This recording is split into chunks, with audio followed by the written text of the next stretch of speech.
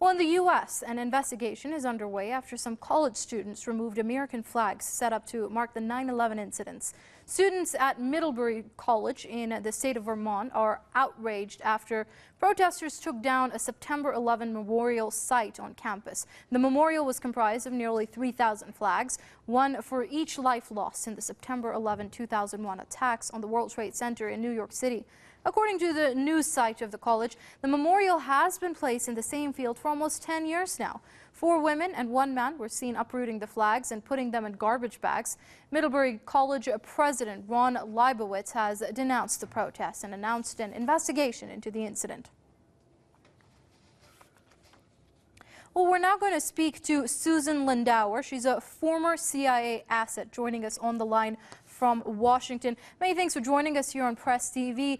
Now, it seems over the years, people have been looking at sporadic ways to protest the official story of the 9/11 incidents, and this is something you're very familiar with.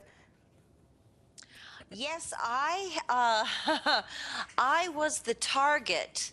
I was one of the targets of the cover-up of 9/11 because I, in fact, learned of the 9/11 attack in April of 2001. Several months before it happened, I learned about it from the CIA. And I was told, I was covering Iraq and Libya at the United Nations, and I was told to pass a threat on to my diplomatic contacts at the Iraqi mission, telling them that if they discovered any conspiracy regarding airplane hijackings and a strike on the World Trade Center identified specifically, then if they did not give that information to us through my back channel, then we would hold them responsible and we would bomb them back to the Stone Age harder than they'd ever been bombed before. Well, as it happens, I was deeply, passionately anti-sanctions, and I was trying to do something very positive to help change the situation for the Iraqi people. I'd been doing that all along, that I was a covert back channel with the full knowledge of the Iraqi embassy and the Iraqi government all the way to the top. They knew who I was and what I was doing. I believe deeply that diplomacy and dialogue are the best ways to resolve conflict. So at least I tried, and I deeply, for all the Iraqi people, I regret with my last breath that I failed, but I tried. Right. And so I'm sorry to interrupt you there. We're running out of time. So basically what you're saying is that 9/11 was a pretext to stage war on Iraq, but you have more evidence regarding that, haven't you? It was a false flag operation. It was known for months in advance. It was what we call a deception operation. It's a psyop.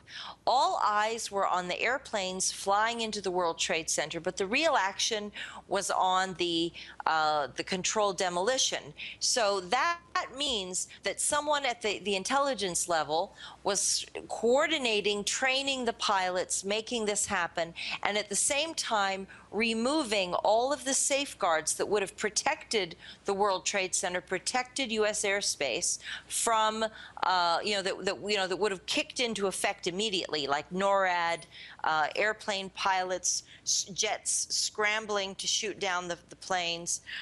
There's very simple things that would have been done, and all of this was blocked. And then, in addition to that, the third part of it was putting the bombs and the explosives into the building, and these were military-grade weapons. All through the summer of 2001, I was told over and over again that we must expect that there would be both airplane hijackings and the explosives, and that if I was in New York when the attack occurred, I must not go to the World Trade Center because we expected the explosive component to be part of this whole picture. So they did not, they warned me not to go running to the World Trade Center because after the airplanes hit it, it would come down in explosives. And we actually talked about where they would get the explosives. And they said, oh my gosh, you can go to any military base up and down the eastern seaboard and drive into the base with a badge with a military badge and drive and load up at any armory and take the explosives out of the building. The reason that none of this is known to the public, or it's known in the United States to the 9/11 truth community, they know this information. But the reason it's not known to you and to the wider public is that when George Bush decided to desperately decided to squash the truth, I was arrested on the Patriot Act. I was the second non-Arab American ever indicted on the Patriot Act. I was locked up on Carswell Air Force Base, which is where Afia Siddiqui from Pakistan is locked up. It is where all the political women prisoners are held. Okay, and it's on I'm a going to military have to base. stop you there. I'm afraid we've run out of time. Susan Lindauer joining us from Washington. She's a former CIA asset. Thank you, ma'am, for your comments here on Press TV.